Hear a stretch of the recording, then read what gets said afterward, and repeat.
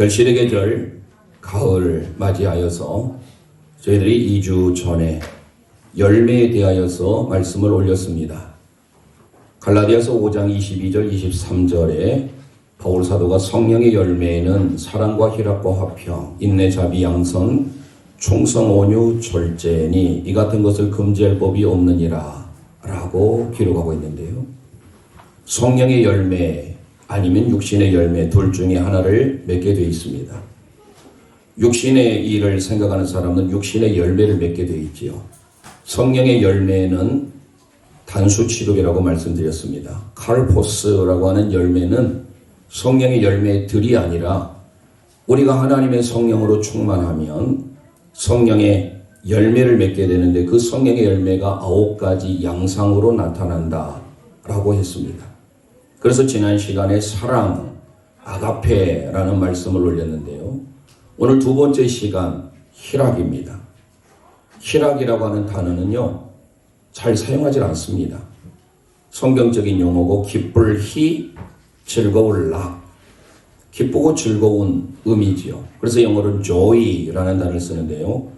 원래 헬라어의 원문은 희락이라고 하면 카라라는 단어를 씁니다. 함께 고백하겠습니다. 카라. 이 카라라고 하는 것은요, 기쁨으로 번역이 됩니다. 신약 성경에서 희락이라고 번역된 곳은 단 2군데예요. 좀 전에 제가 말씀드렸던 갈라디아서 5장 22절의 말씀 희락이라고 기록하고 있고요.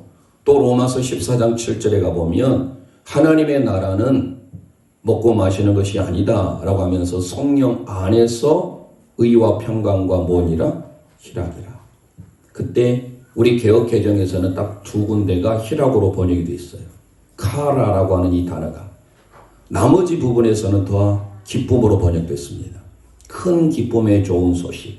너희에게 기쁨이 있을지어다. 내 기쁨이 너희 안에 항상 있을지어다. 항상 기뻐하라. 이 기쁨이 얼마나 많이 나온 줄 몰라요. 그래서 오늘 두 번째 살펴보게 될 이 희락이라고 하는 것은요, 기쁨이에요. 다시 한번 우리 고백합니다. 기쁨.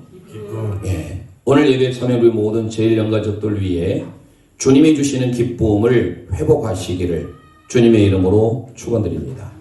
기쁨하면 기독교의 종교예요. 세상의 사람들은 물질을 가지고 명예를 가지고 권세를 가지면 기뻐해요. 그건 조건적이에요. 물질이 없으면요, 기뻐하지 않지요. 명예를 잃으면 당연히 기뻐하지 않지요. 세상의 조건적인 것은 누구나 다 할 수 있어요. 믿는 사람이나 믿지 않는 사람이나. 그러나 오늘 우리 믿음의 성도들은 성령의 사람으로 어떤 환경, 어떤 조건에서라도 기뻐해야 됩니다. 그래서 바울 사도가 데살로니가를 통해서 항상 기뻐하라. Rejoice always. 항상 변함없이. 오늘 느헤미야 8장을 제가 본문을 택한 이유가 구약에서 기쁨하면 가장 먼저 떠오르는 성경이 저는 느헤미야였습니다. 왜 그러냐면 느헤미야는 여러분들이 잘 아시는 바와 같이 포로 시대에 사역했던, 그것도 페르시아라고 하는 나라의 술 맡은 관원장이었습니다. 나중에 포로에서 귀환을 하게 되지요. 그러면 귀환하기 전에 우리가 이스라엘 역사를 잠시 좀 언급을 하면 남유다와 북이스라엘로 갈라졌다라고 계속 말씀을 드렸습니다. 원래 이스라엘은 하나님을 믿는 단일 국가였어요. 그런데 1대 왕 사울, 2대 왕 다윗, 3대 왕 솔로몬까지는 그나마 평화 시기를 40년씩 지내갔습니다. 솔로몬의 원인으로 인하여서 나라가 분열됩니다. 그게 북이스라엘과 남유다예요. 북이스라엘은 선한 왕이 하나도 없어요. 19명 모두가 다 악했어요. 하나님을 떠나고 우상을 숭배하고 가증한 신상을 섬기고, 그래서 기원전 722년에 아수르라고 하는 나라에 멸망을 합니다. 그러니 그걸 보고 반면교사 삼아서 정신을 차려야 되는데 남유다도 정신을 못 차려요. 그래서 586년에 망하기 전에 바벨론이라는 나라가 북이스라엘은 완전히 패망을 시켰지만 남유다는요, 똑똑한 사람, 영향력 끼치는 사람은 포로로 잡아가요. 그래서 기원전 605년에 1차 포로로 잡혀가지요. 그때가 다니엘과 3명의 친구들이에요. 두 번째, 기원전 597년에 에스겔과 같은 선지자가 잡혀가요. 세 번째 포로로 잡혀간 데가 586년이에요. 이때 완전히 바벨론에 의하여서 유다는 패망하고 포로로 끌려가게 돼요. 그래서 세 번에 걸쳐서 1차, 2차, 3차에 걸쳐서 포로로 잡혀가고 70년의 포로 생활을 바벨론에서 보내게 됩니다. 그리고 난 이후에 그들이 그곳에서 나라를 잃은 슬픔, 정신을 차릴 거 아니에요? 그래서 그들은 조국을 그리워하면서 조국 예루살렘을 향하여서 늘 기도합니다. 하나님의 은혜로 기원전 약 한 48년 정도 될까요? 그럴 때에 바벨론의 왕 이후에 페르시아의 고레스라는 왕이 등장합니다. 그러니까 성경의 역사를 좀 알려면 열대 제국을 아셔야 돼요. 그 제국이 뭐냐? 아까 좀 전에 말씀드렸던 북이스라엘 멸망시켰던 아수르, 두 번째 남유다를 멸망시켰던 바벨론, 세 번째 페르시아예요. 이 페르시아의 고레스가 칙령을 발표합니다. 그리하여서 유대민족을 포로로 다시 귀환하게 해요. 그리고 이제 네 번째 등장하는 나라가 헬라예요. 마지막 다섯 번째 등장하는 제국 엠파이어가 있는데 로마입니다. 그래서 성경에 애굽 이집트를 빼고 왕정사 이후에 성경의 역사를 알려면 아수르, 바벨론, 페르시아, 헬라, 로마를 아셔야 됩니다. 그러니까 바벨론에 의하여서 멸망당한 유대 백성이 바벨론이 영원하지 않잖아요. 페르시아라는 나라에 망하게 되는데 그 페르시아의 첫 번째 왕이던 고레스가 칙령을 발표하면서 포로로 끌려갔던 그들을 다시 본국 예루살렘으로 보내줘요. 얼마나 아름다운 일입니까? 고레스를 통해서 하나님이 쓰시지 않습니까? 그래서 다시 포로로 돌아올 때도 포로로 잡혀갈 때도 세 번에 끌려갔지만 포로에서 다시 귀환할 때 세 번에 걸쳐서 와요. 그래 협격한 공을 세웠던 사람이 에스라와 느헤미야 그리고 스룹바벨이라는 총독입니다. 1차 귀환은 스룹바벨에 의해서 이루어져요.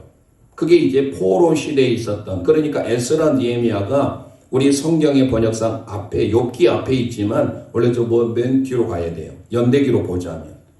그래서 에스라 1장에서 10장까지 구성이 됐는데 1장부터 6장까지 1차 포로 귀환을 해요. 지도자가 누구예요? 스룹바벨 총독이에요. 그 스룹바벨 총독에 의하여서 기원전 537년에 돌아옵니다. 뭐를 재건하느냐? 성전을 재건해요. 예루살렘 성전이 다 패망했잖아요. 그래서 예루살렘 성전을 다시 재건하는 일을 누가? 스룹바벨이라는 총독이. 그래서 이제 다시 성전이 재건되는데 그래서 이름하여 스룹바벨 성전이라고 하는 거예요. 그 전에 예루살렘의 성전, 솔로몬 성전은 회파됐어요. 바벨론에 의해서 완전히 폐허가 되어버렸지 않습니까? 두 번째 포로로 다시 끌려갔던 사람들이 돌아와요. 그때가 기원전 458년이에요. 누구에 의하여서? 오늘 우리가 살펴보게 될 제사장이면서 학사인 에스라에 의하여서. 그 본문이 바로 에스라 7장에서 10장에 이르는 내용이에요. 뭐를 개혁하느냐? 마음, 율법을 통하여서 그들의 마음을 개혁하는 일을 해요. 백성들을. 그리고 세 번째가 뭐냐? 오늘 느헤미야입니다. 세 번째로 그들이 귀환하는데 외우기도 쉬워요. 기원전 444년에 포로로 끌려갔던 곳에서 본국인 예루살렘으로 귀환합니다. 이때 지도자는 누구냐? 느헤미야예요. 이 느헤미야는 총독이에요. 선지자라고 하기는 그렇습니다만은 그 당시의 왕의 술 맡은 간원장이었어요. 아닥사스다 왕이라고 하는.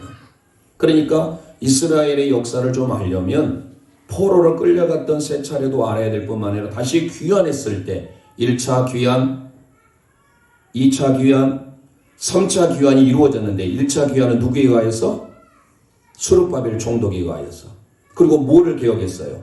성전을 다시금 재건했어요. 두 번째 귀환은 누구에 의하여서? 에스라 선지자에 의해서. 에스라 학사 겸 제사장에 의하여서 율법을 다시 개혁을 해요.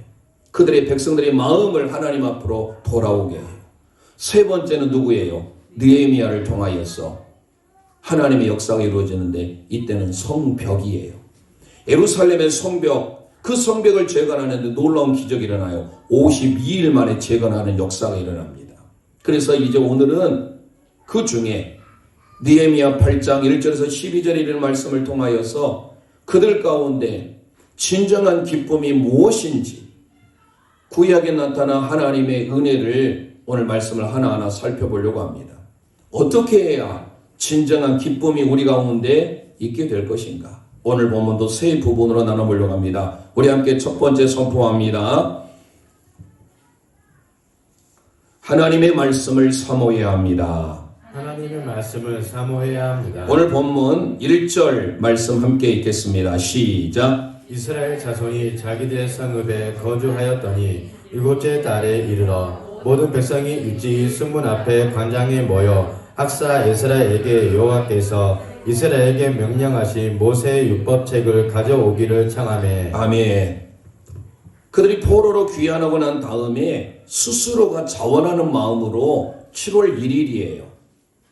로시 하샤나라고 하는 7월 1일이라면 그들의 민간적으로는 7월 1일이지만 종교적으로는 1월 1일이 되는 겁니다.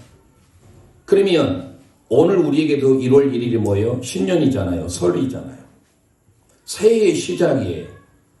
그들이 포로로 잡혀갔던 곳에 다시 돌아와서 그들이 하나님 앞에 회복을 하는데 그 시기가 7월 1일이라는 사실이에요. 그러면서 어디에 모여요? 수문 앞 광장에 모여요. 수문 앞 워럴게이트 수문 앞 광장에 모여서 그들이 뭐를 합니까? 하나님의 말씀, 오늘 본문에 율법책을 가져오래요. 누가요? 누가 강조로 시켜서가 아니라 백성들 스스로가 이제 하나님의 말씀에 갈급함, 하나님의 말씀에 사모함이 생겼어요. 우리가 건강을 잃을 때 건강의 소중함을 알지요. 지금 저희들이 생명의 삶 욥기에서 하고 있는데 욥이 동방의 가장 큰 부자였고 재산으로나 자녀로나 어느가 하나 부족함이 없었는데 다 잃어버리잖아요. 내가 살아왔던 모든 것들을 우리는 당연하게 여겼는데 그 모든 것들이 다 감사의 제목으로 우리는 받으셔야 되는데 그러지 못할 때가 많잖아요. 그들이 이제 정신을 차려서 일제히 자발적으로 수문 앞 광장에 모여서 하나님의 말씀 토라라고 히브리 원문을 기록하고 있어요. 율법책, 엄밀히 보자면 창세기, 출애굽기, 레위, 민수기, 신명기예요. 그렇지만 오늘 우리에게 있어서는 하나님의 말씀입니다. 하나님의 말씀인 토라, 그 하나님의 말씀을 사모함으로 백성들이 일제히 모이게 됐다라는 사실이에요. 2절 3절 우리 함께 읽도록 하겠습니다. 시작. 일곱째 달 초 하루에 제사장 에스라가 율법책을 가지고 회중 앞 곧 남자나 여자나 알아들을 만한 모든 사람 앞에 이르러 수문 앞 광장에서 새벽부터 정오까지 남자나 여자나 알아들을 만한 모든 사람 앞에서 읽음에 무 백성이 그 율법책에 귀를 기울였는데. 아멘. 이거는 남녀노소 빈부귀천 막론하고 모두가 다 하나님의 말씀을 알아들을 만한 사람 다 모였어요. 여러분 그 광경을 한번 생각해보세요. 상상해보세요. 수문 앞 광장에 모여서 그들이 이제 자발적인 마음을 가지고 하나님을 향하여서 갈급하는 마음, 말씀을 듣고자 하는 마음.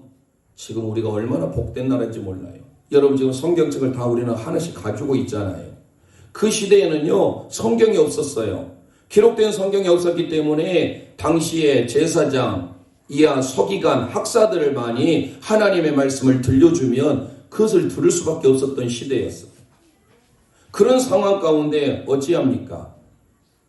오늘 우리는 말씀이 조금만 길어도 허리가 뒤틀려지고 은혜 받다가도 이제 12시 넘어가면 벌써 시계 봐지게 되고 은혜가 떨어지기 시작하죠. 여러분 보세요. 새벽부터 정오까지 새벽 하면요 최소한 6시입니다.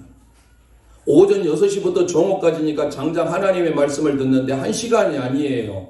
6시간 이상을 듣는데 어떻게 들어요? 그들이 다 하나님의 말씀을 서서 들어요. 얼마나 하나님의 말씀에 귀 기울이는지 모릅니다. 그때 그 뒤에 4절에 보면 그때 학사 에스라가 특별히 지은 나무 강단에 서고 저처럼 지은 나무 강단에 섰어요. 그러면서 그의 곁 오른쪽에 선자 마띠디아와 스마와 아나와와 우리아와 힐기야와 마아세아요.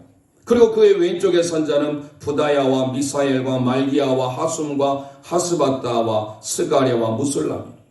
오른쪽에 6명과 왼쪽에 7명 총 13명의 레위인들을 지도자로 택하여서 하나님의 말씀을 선포할 때 그들을 하나님의 협력자로 도왔다라는 거예요. 여기에 사람들이 거론됐다라는 것은 사실 기회가 되면 하나하나 이름이 너무 소중한 이름들이에요. 대표적으로 마띠디아라고 하는 사람은요, 하나님의 선물이라는 뜻이에요. 그러니까 이 13명의 사람들이 에스라가 하나님의 말씀을 낭독할 때 좌우에 그냥 서 있던 것이 아니에요. 하나님의 말씀을 사모함으로 그들도 모든 백성들에게 그 하나님의 말씀을 갈급한 마음을 가지고 그렇게 나아갔던 거예요.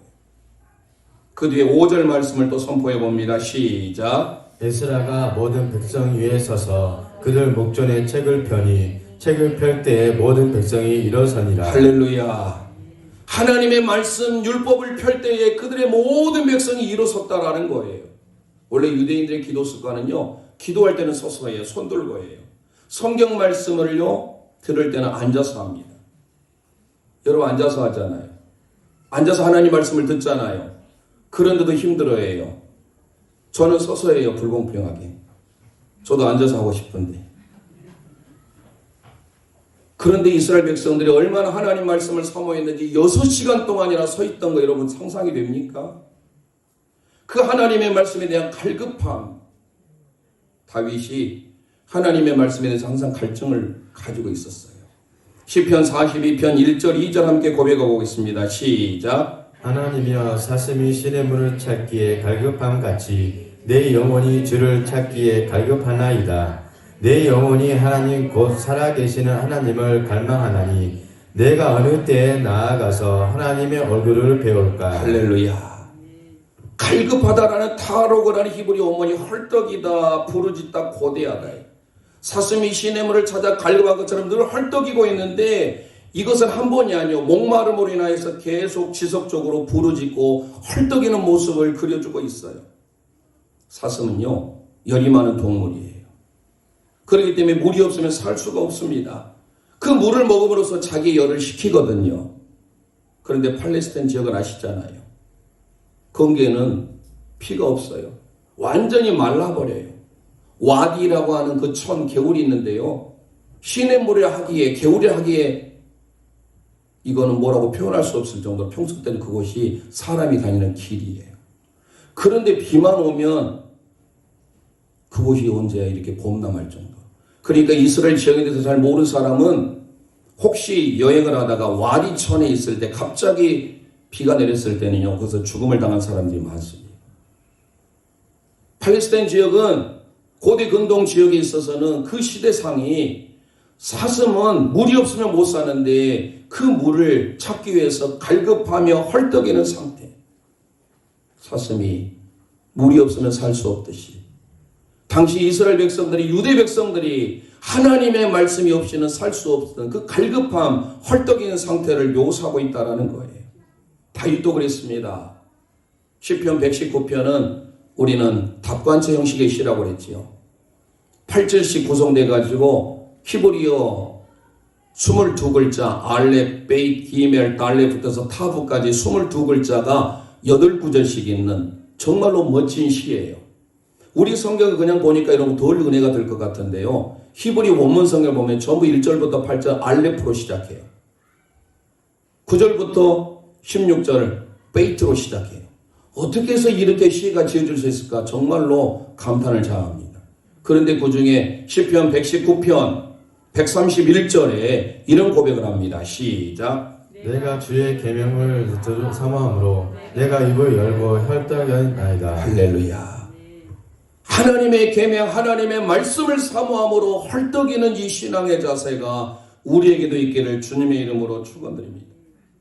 하나님의 말씀에 대한 사모함이요, 하루로 지속된 게 아니에요. 그 뒷구절을 보면 이건 무려 일주일 동안 지속됐어요. 그러니까 일주일 동안 무려 6시간 이상을 매일매일 하나님의 말씀에 사모함으로 듣던 그 유대 백성들을 한번 생각해 보세요. 오늘 우리는 이 한 시간 하나님께 드려지는 이 예배를 통하여 하나님 앞에 온전한 마음으로 말씀을 사모하고 말씀을 헐떡이는 마음으로 나아가시기를 주님의 이름으로 축원드립니다. 예레미야 선지자가 예레미야 15장 16절에 이런 고백을 합니다. 시작. 만군의 하나님 여호와시여 나는 주의 이름으로 일컬음을 받는 자라. 내가 주의 말씀을 얻어 먹었사오니 주의 말씀은 내게 기쁨과 내 마음의 즐거움이 오니. 할렐루야. 내 마음의 기쁨과 내 마음의 즐거움이 하나님의 말씀인 줄 믿습니다. 히브리어로 쉬모하라고 그래. 헬라어로 카라. 근데 이 놀라운 것은 이 카라라고 하는 기쁨이잖아요. 희락이에요. 그 카라에서 뭐가 나온지 아세요? 카리스가 나와요. 카리스가 뭐일까요? 은혜입니다. 기쁨이 있는 자에게 하나님의 은혜가 임한 줄 믿으시길 바랍니다. 어근이 똑같아요. 오늘 우리의 삶에 하나님 앞에 기쁨이 회복될 때 그 사람에게 하나님의 은혜가 한량없이 부어진다라는 거예요. 베드로 사도가 베드로전서 2장 2절에 이렇게 소개합니다. 시작. 갓난 아기들 같이 순전하고 신령한 젖을 사모하라. 이는 그로 말미암아 너희로 구원에 이르도록 자라게 하려 함이라. 아멘. 갓난아이와 같은 순전하고 신령한 젖 하나님의 말씀을 사모하시길 바랍니다.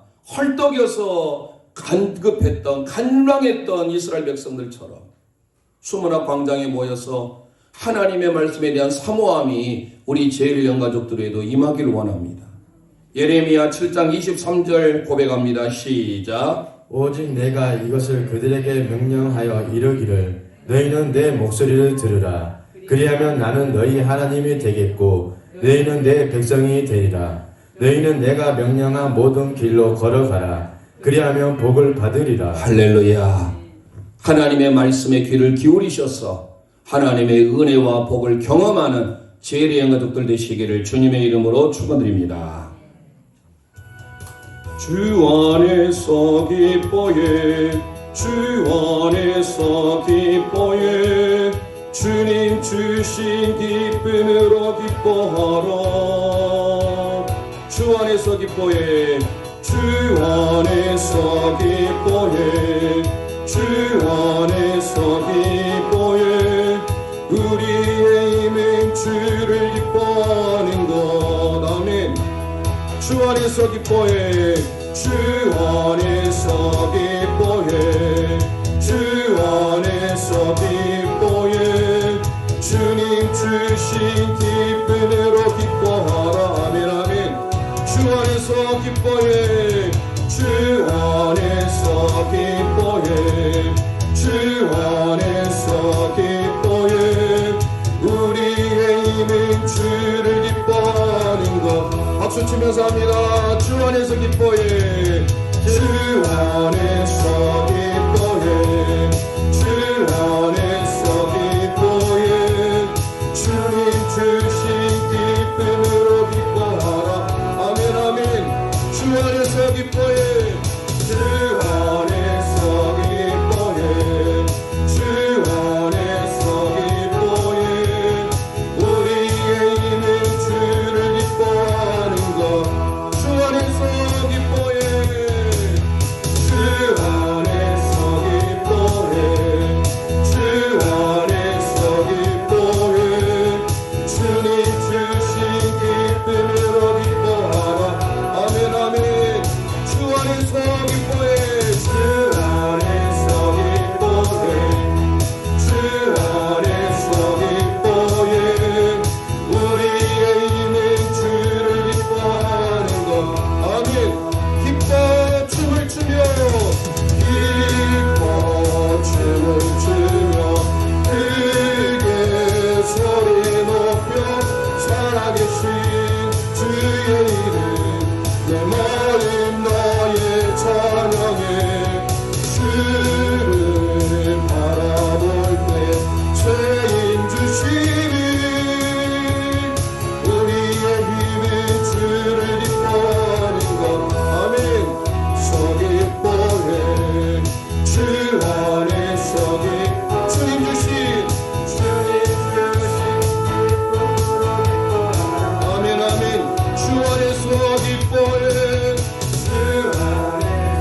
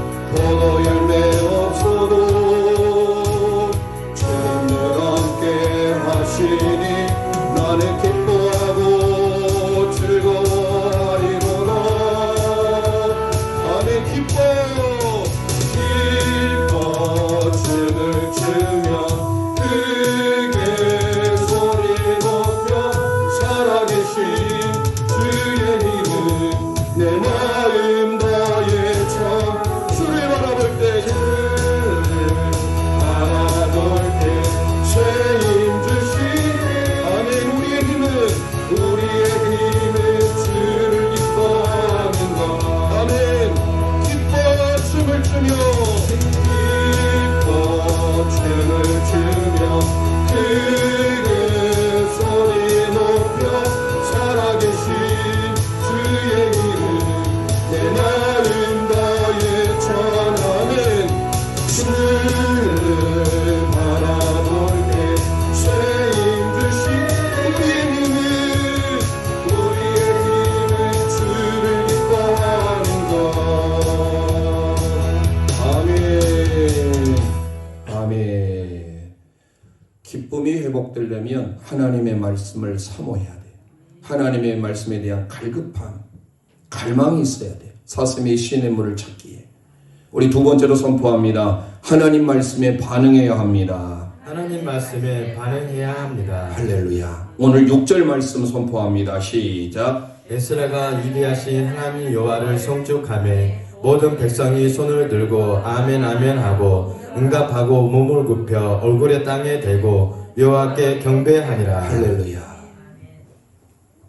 기쁨이 회복되려면 하나님의 말씀에 대한 사모함을 넘어서 그 말씀에 대한 반응이 나와야 돼요.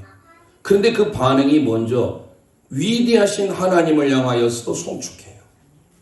우리가 믿는 하나님은 광대하신 하나님, 가돌, 위대하신 하나님임을 믿으시길 바랍니다. 다윗의 기도를 통하여서 사무엘하 7장 22절에 이렇게 고백합니다. 시작. 그런즉 주 여호와 주는 위대하시니 이는 우리 귀로 들은 대로는 주와 같은 이가 없고 주 외에는 신이 없음이니이다. 할렐루야. 주님만 위대하시고 주님만 광대하신 분임을 믿으시길 바랍니다. 그 하나님을 향하여서 위대하시라고 송축할 뿐만 아니라 두 번째 뭐예요? 하나님을 향하여서 아멘 아멘. 근데 그 아멘 아멘 어떻게 해요? 손을 들고. 세상의 모든 만국의 공통 언어가 있는데 그게 아멘이에요. 한국어도 아멘, 일본어도 아멘, 중국어도 아멘, 심지어 히브리어, 헬라어도 다 아멘이에요. 천국의 방언이 아멘이에요. 우리가 있는 할렐루야도 마찬가지예요. 할렐루야라고 하지만 히브리어, 헬라어가 얼마나 성경에 많이 나오고 우리가 그대로 사용하고 있는지 몰라요. 아멘 하고 있는 건 뭐예요? 아멘. 그렇게 되길 원합니다. 그렇게 될 줄 믿습니다. 하나님의 말씀으로 동의하는 거예요. 코로나가 와가지고 마스크가 우리의 입을 다 막아가지고 아멘이 사라졌어요. 우리 교회 말고 한국 교회가 그렇게 되어버렸어요. 잃어버린 아멘을 회복하시길 바랍니다. 손을 들고 아멘 아멘 하여서 하나님을 향하여 반응을 해요. 그런데 마지막 하나의 반응이 있어요. 그게 뭐예요? 얼굴을 땅에 대고 여호와께 경배해요. 자, 그러면 먼저 우리가 위대하신 하나님을 향하여서 송축할 뿐만 아니라 아멘의 삶이 얼마나 중요한지 바울 사도가 고린도후서 1장 20절에 이렇게 고백합니다. 시작. 하나님의 약속은 얼마든지 그리스도 안에서 예가 되니 그런즉 그로 말미암아 우리가 아멘하여 하나님께 영광을 돌리게 되느니라. 할렐루야. 우리가 아멘 하면 하나님께 영광이 된 줄 믿으시길 바랍니다. 아멘 아멘 하여서 손을 들고 아멘 하는 게 그들의 삶의 풍습이었어요. 오늘 우리가 이왕이면 찬양할 때 손을 들고 찬양하는 것처럼 아멘도 하나님 앞에서 손 들고 아멘 아멘 하시길 바랍니다. 세 번째로 뭐예요? 얼굴을 굽힐 뿐만 아니라 얼굴을 완전히 바짝 땅에 대고 경배해요. 얼굴을 굽혀 몸을 굽혀 땅에 댄다는 히브리 원문이 카다드라는 단어인데요. 하나님을 향한 절대적인 복종, 하나님을 향한 절대적인 순종을 묘사하고 있어요. 몸을 완전히 굽혀서 땅에 대고 하나님 이제 하나님만을 바라겠습니다. 그 전에 우상을 섬기고 이방신을 섬김으로 해서 우리 조상들이 나라를 잃을 뿐만 아니라 포로까지 잡혀갔어. 이제 우리가 정신을 잡고 깨달아서 돌아와서 하나님의 은혜를 사모하겠습니다. 하나님의 말씀을 갈망하겠습니다. 그래서 그들이 하나님의 말씀에 그들이 그렇게 반응을 해요. 우리 재래행 가족들도 하나님의 말씀에 이렇게 반응하시길 바랍니다. 6절의 말씀과 같이 하나님을 향하여 위대하신 하나님으로 송축하고 손을 들고 아멘 아멘 하여서 하나님 앞에 영광을 돌리고 몸을 굽혀서 바짝 하나님 앞에 온전한 순종으로 나아가셔야 된다는 것. 그 뒤에 보니까 7절에 예슈아와 바니아와 세레바와 야민과 악굽과 사부대와 호디야와 마아시아와 그리다와 아샤라와 요사박과 하남과 블라와 레이 사람들은 백성이 제자리에 서 있는 동안 그들에게 율법을 깨닫게 하였는데, 여기에 또 13명의 레인들이 소개되고 있어요. 그들이 서서 하나님의 말씀을 6시간 이상을 듣는데, 하루도 아니고 일주일 동안 듣는데, 그들이 하나님의 말씀을 옆에서 깨닫지 못한 사람들이 있으면 그 백성들에게 깨닫게 해주는 역할을 해요. 오늘로 보자면 목회자가 말씀을 전가하는데 깨닫지 못하니까 우리 주일학교 교사가 있고 장로님이 있고 권사님이 있어서 새로운 성도에게 말씀의 의미를 알려주는 것처럼, 그렇게 13명의 레위인들이 여기에 등장하는 이름도요, 얼마나 의미가 있는지 몰라요. 첫 번째, 예슈아, 여호와는 구원이시다라잖아요. 예슈아가 어디서 나왔어요? 여호수아, 호세야, 신약에 가보면 예수, 이게 다 예슈아예요. 여호와 하나님이 우리의 구원임을 믿으시길 바랍니다. 그래서 13명의 레위인들이 반응하는 이스라엘 백성들을 향해서 도와주는 거예요. 깨닫게 할 수 있도록. 그래서 그 뒤에 8절 9절에 중요한 메시지가 나옵니다. 함께 선포합니다. 시작. 하나님의 율법책을 낭독하고 그 뜻을 해석하여 백성에게 그 낭독하는 것을 다 깨닫게 하니 백성이 율법의 말씀을 듣고 다 우는지라. 총독 느헤미야와 제사장 겸 학사 에스라와 백성을 가르치는 네이 사람들이 모든 백성에게 이르기를, 오늘은 너희 하나님 여호와의 성일이니 슬퍼하지 말며 울지 말라 하고. 할렐루야. 그들이 말씀대로 살지 못했음에 대해서 회개하면서 울고, 그 말씀을 들을 때 깨닫는 사람들을 통해서 13명의 레위인들이 깨닫게 해주니까 하나님의 말씀을 들을 때마다 그들은 눈물이 그치질 않았어요. 몇 사람 울었다고 그래요? 다 울었다고 했어요. 밑줄에서 다 울었어요. 거기에 모이는 모든 사람들이 다 울었어요. 뭐예요? 회개했다라는 거예요. 하나님의 말씀에 대한 반응이에요. 위대하신 하나님, 광대하신 하나님을 향해 송축하면 손을 들고 아멘이 나올 수밖에 없어요. 그리고 땅에 엎드려서 몸을 굽혀서 돼요. 그러면서 그들이 일제히 하나님의 말씀을 들을 때 다 울었다. 그러니 어쩝니까? 하나님의 말씀을 듣는 그 심령이 하나님이 만지셔서 그들을 움직이신 거 아니에요?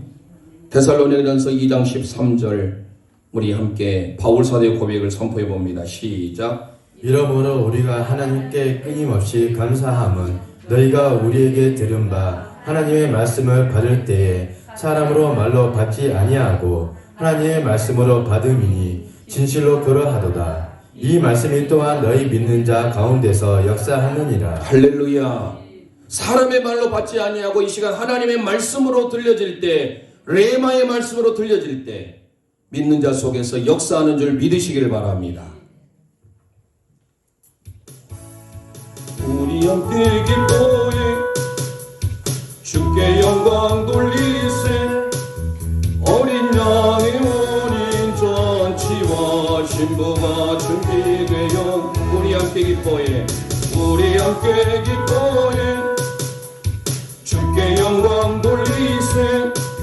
어린 양의 어린 잔치와 신부가 준비되었네. 박수치면서 합니다. 할렐루야. 전능하신 주가 다스리네. 아멘 아멘. 할렐루야. 전능하신 주가 다스리네. 할렐루야. 할렐루야. 전능하신 주가 다스리네. 할렐루야. 아멘. 할렐루야. 전능하신 주가 다스리네. 우리 함께 기뻐해, 우리 함께 기뻐해 주께 영광 돌리세. 어린 양의 어린 잔치와 신부가 준비돼 우리 함께 기뻐해, 우리 함께 기뻐해 주께 영광 돌리세. 어린 양의 어린 잔치와 신부가 준비되어 할렐루야. 할렐루야. 전능하신 주가 다스리니. 할렐루야. 할렐루야. 전능하신 주가 다스리니. 할렐루야. 할렐루야. 전능하신 주가 다스리니. 할렐루야. 할렐루야. 전능하신 주가 다스리 할렐루야 할렐루야 전능하신 주가 다스리 할렐루야 할렐루야 전능하신 주가 다스리 할렐루야 할렐루야 전능하신 주가 다스리 아멘 아멘 할렐루야 전능하신 주가 다스리 할렐루야 전능하신 주가 다스리 할렐루야 할렐루야 전능하신 주가 다스리 할렐루야 할렐루야 전능하신 주가 다스리 할렐루야 할렐루야 전능하신 주가 다스리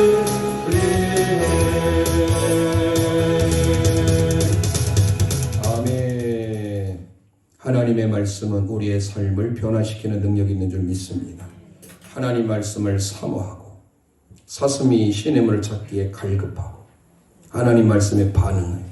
어떻게 반응해요? 위대하신 하나님을 송축하고 손을 들고 아멘 아멘 하여서 하나님을 향하여 외치고 몸을 굽혀 땅에 대고 경배할 때 그들의 말씀이 그들의 새겨짐으로 다 울었어요.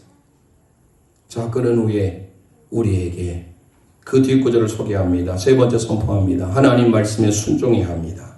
하나님 말씀에 순종해야 합니다. 10절 말씀 선포합니다. 시작. 느헤미야가 또 그들에게 이르기를 너희는 가서 살찐 것을 먹고 단 것을 마시되 준비하지 못한 자에게 나누어 주라. 이 날은 우리의 주의 성일이니 근심하지 말라. 여호와로 인하여 기뻐하는 것이 너희의 힘이니라 하고. 아멘. 그들이 울고 있으니까 이 날은 주의 날이다. 성일이다. 당신은 7월 1일 나팔절 이하에 7월 15일부터 21일까지 진행되는 초막절 그 기간이에요. 전체적으로 보면 그 7월에 하나님이 회복해 주시는 그 은혜, 저희들이 수요일마다 여호와의 절기에 대해서 지금 하고 있어요. 이번 주에 네 번째 오순절하지요. 유무초오 나속초 6월절, 무교절, 초실절, 오순절 이게 봄 그리고 여름의 절기. 가을에 가서 나속초 7월 1일에 나팔절 그리고 7월 10일 대속죄일 욤키푸르라고 합니다. 7월 15일부터 7일 동안 그러니까 여기에서 지금 에스라 학사를 통하여서 모든 백성이 수문학 광장에서 모여서 회개하는 그 역사 말씀을 갈급하고 말씀대로 반응하고 있던 그 역사가 초막절까지 이어지는 그런데 하나님께서 이날은 너희들은 이제 슬퍼하지 말아라. 초막절 가운데 그들의 광야 생활 가운데 고통스럽고 어렵고 힘든 과정을 지냈지만 하나님의 보호하심으로 하나님의 인도하심으로 그들을 다 회복해 줬잖아요. 그래서 이 날은 그 시대적으로 보면 초막절이지만 오늘 저와 여러분에게 있어서는 복된 주의 날이에요. 이 복된 주의 날에 하나님을 기뻐하는 것이 우리의 힘인 줄 믿습니다. 세상의 사람들은 그런 기쁨을 몰라요. 희락과 쾌락의 차이를 아십니까? 희락이라고 하는 것은 주님이 주시는 기쁨이기에 다른 사람이 기뻐하는 것을 보고 내가 반응해서 기뻐하는 거예요. 다른 사람이 어렵고 힘들 때, 고통 중에 있을 때 그 사람들을 위로해주고 그 사람에게 힘을 줌으로 그게 나에게 도리어 기쁨이 되잖아요.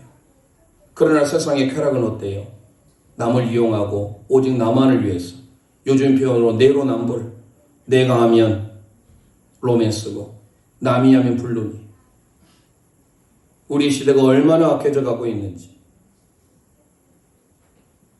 요즘에 세상을 반영하고 있듯이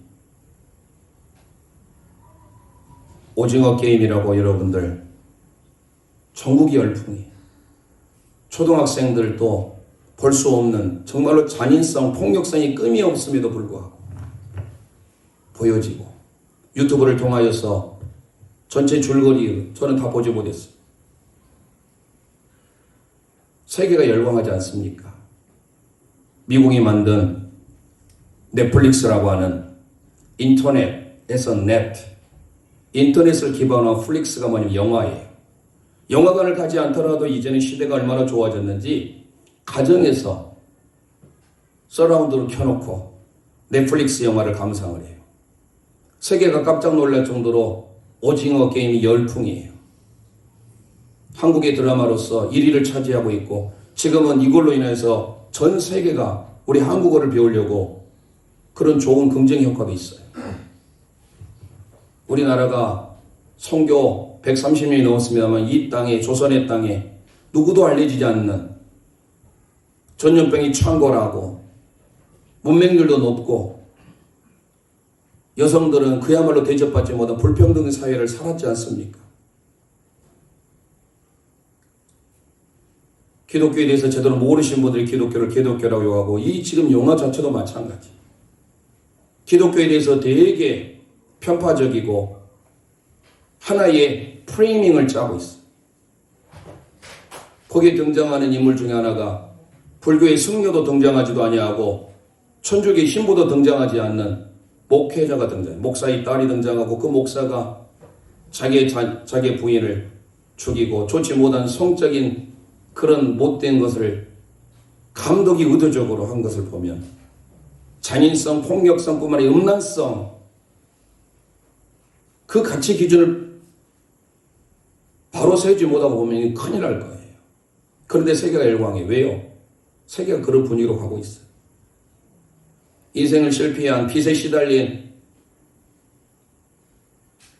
주인공이 누군지 모르겠어요. 이정재더라고요. 그 이름이 뭔 역할이던데.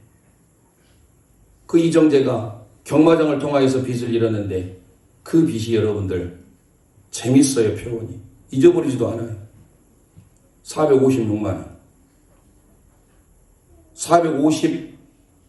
456명의 사람이 참여하고 456억을 벌어들이는 데스매치가 아닌 그야말로 완전히 서바이벌.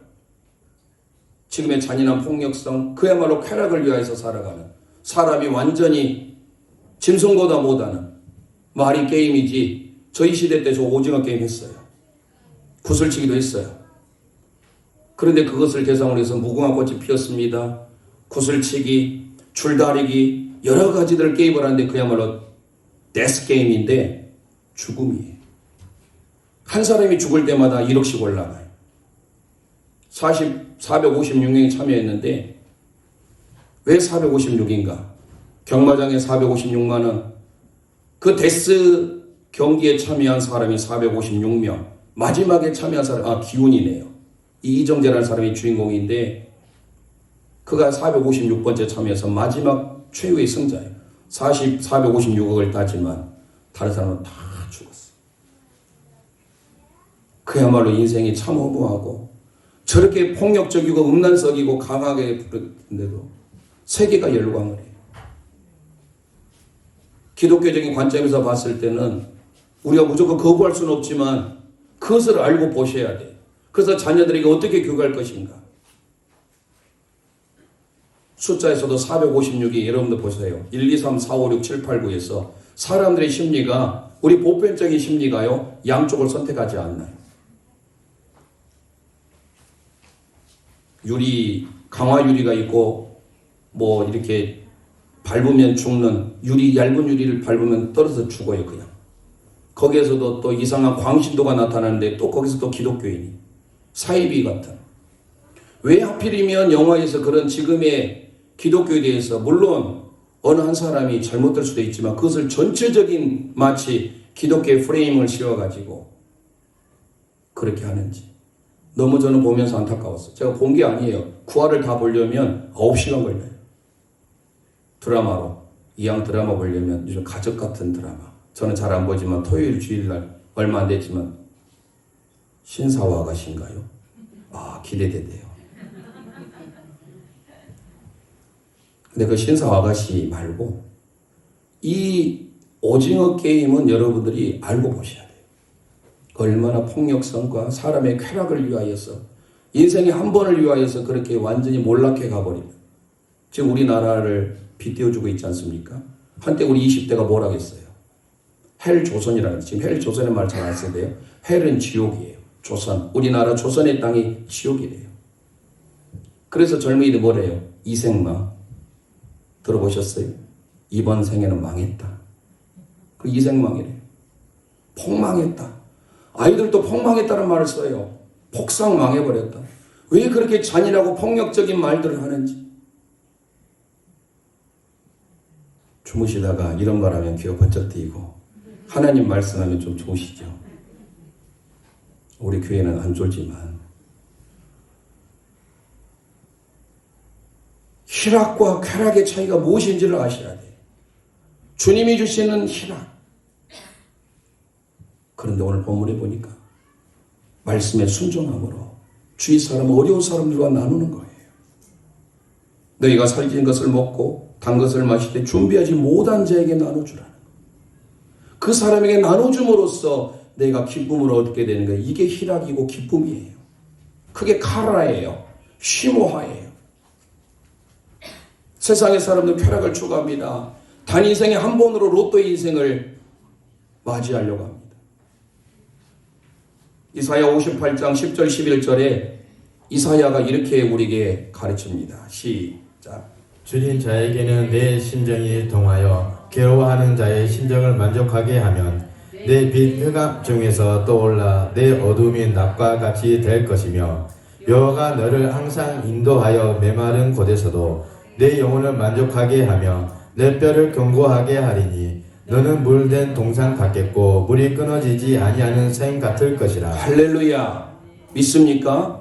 이 구절이 뭐예요? 경건이라는 것은 내가 말씀 읽고 기도 생활하고 금식하는 거, 예, 좋아요. 하지만 그것보다 더 중요한 게 뭐예요? 어려운 사람들, 약자들에게 나눠주고 베풀어주고 선을 베푸는 적선하는 삶. 그게 경건이래요. 줄인 자에게 내 심정이 동하며 괴로워하는 자의 심정을 만족해 하면 너는 물된 동산 같겠고 물이 끊어지지 않은 샘 같을 것이라. 물된 동산의 축복을 받길 원합니까? 말씀에 순종하셔야 돼요.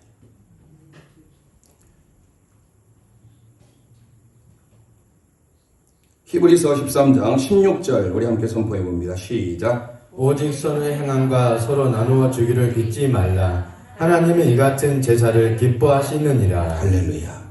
나눠주는 것을 잊지 말라. 이 같은 제사를 기뻐하시느니라. 나눠주는 삶, 말씀에 순종하는 삶. 세상의 사람들은 기쁨이라고 하면 기쁨이 아니에요. 쾌락이에요. 돈 벌면 기뻐하죠. 돈 다 잃어버리면 슬퍼하는 거 당연한 것 아니에요? 동물들도 그러는데. 그건 세상적인 기쁨, 쾌락이에요. 주님이 우리에게 주시는 기쁨이 어떤 기쁨일까요? 비록 무화과 나무에 열매가 없어도 밭에 식물이 없어도 여호와 하나님 한 분만으로 만족하는 거 그게 기쁨이에요. 누가복음 10장에 가보면 예수님께서 70인 전도대를 파송하세요. 그래서 그들이 기뻐 돌아와요. 그 구절 가지고도 말씀을 증거할 수가 있는데 거기에 보면 그들이 주의 이름으로 귀신도 쫓아내고 많은 영향들을 행해요. 그런데 주님이 말씀하셨어요. 어떤 말씀을 하신 줄 아세요? 누가복음 10장 나중에 찾아보세요. 너희의 이름이 하늘에 기록된 것으로 기뻐하라. 저와 여러분을 하나님이 구원해 주셨어요. 내 이름이 생명책에 기록된 그 자체만으로 여러분 기뻐할 수 있습니까? 세상 사람들처럼 456억을 얻기 위해서 다 죽어야 돼요. 오징어 게임을 통하여서. 그래서 지금 오징어 게임이 열풍이에요. 오징어 또 나와요.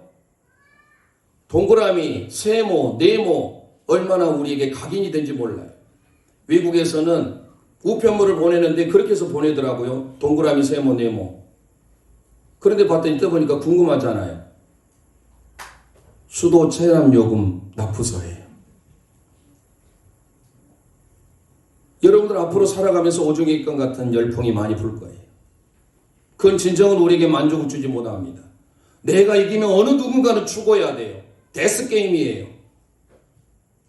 주님이 원하시는 삶 쾌락이 아니라 희락이에요. 기쁨이에요.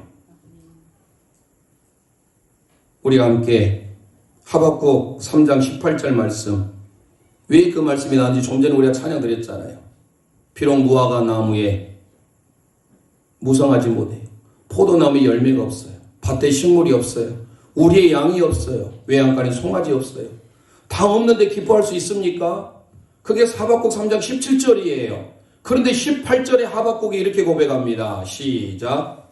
나는 여호와로 말미암아 즐거워하며 나의 구원의 하나님으로 말미암아 기뻐하리로다. 할렐루야. 사람의 생계에 필요한 게 포도나무, 무화과나무, 외양간 다 필요하잖아요. 지금 결실의 계절 가을에 올해 풍작이라고 하지 않습니까? 벼농사 지은 우리 주위 사람들도 평소 때보다 벼가 많이 열렸대요. 첫 열면 누구 거예요? 수요일날 예배 드리신 분들은 알지어다. 주님 거예요. 하나님께 바치셔야 하나님이 여러분 인생을 책임져 줘요. 그런데 포도나무, 무화과나무, 외양간에 소 다 없어요. 그런데도 뭐라고 합니까? 하박국이 나는 여호와로 말미암아. 여호와로 말미암아는 게 여호와 안에서 즐거워하며 쉼하 나의 구원의 하나님 향하여 기뻐하리로다. 이 기쁨이 있기를 소망합니다. 바울 사도가 빌립보서 4장 4절에 이렇게 소개합니다. 시작. 주 안에서 항상 기뻐하라. 내가 다시 말하노니 기뻐하라. 아멘. 주 안에서 항상 기뻐하시기를 바랍니다. 세상의 기쁨이 아닌 주님 안에서 기뻐하는 삶. 그런 자에게 하나님 어떤 은혜를 주실까요? 시편 37편 4절 선포합니다. 시작. 또 여호와를 기뻐하라. 그가 내 마음의 소원을 내게 이루어 주시리로다. 할렐루야. 하나님을 주 안에서 기뻐하는 저와 여러분이 될 때 하나님의 소원을 여러분들이 이룸받게 된 줄 믿습니다.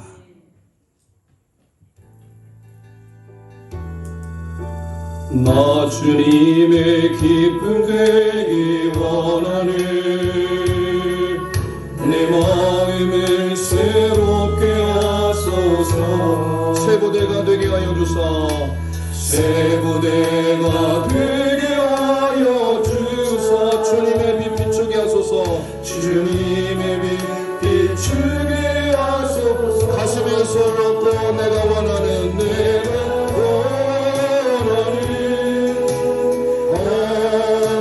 주님의 기쁨이 되는 것. 주님의 기쁨이 되는 것.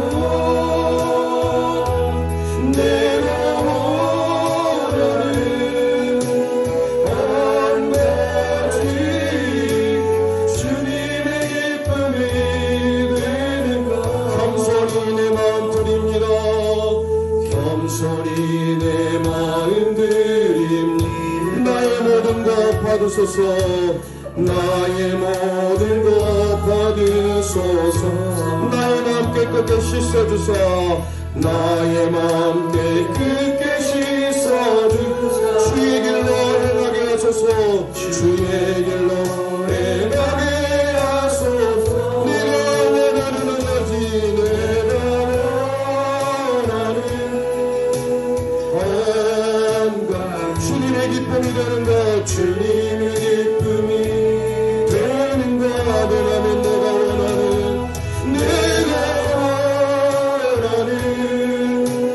한 가지. 주님의 기쁨이 내가 원하는 가지. 내가 원하는 한 가지. 주님의 기쁨이 되는 것.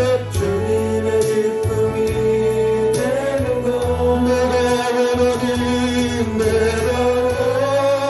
원하는 한 가지. 주님의 기쁨이 되는 것. 기쁨이 되는 것. 내가 원하는 한 가지. 내가 원하는 한 가지. 주님의 기쁨이 되는 것. 주님의 기쁨이 되는 것. 하나님 내가 원하는 한 가지. 주님의 기쁨이 되는 것. 이 시간 우리 합심하여 기도하기를 원합니다. 우리의 삶의 진정한 기쁨이 회복되기를 원합니다. 주님의 말씀을 간절히 사모하길 원합니다. 갈망하길 원합니다.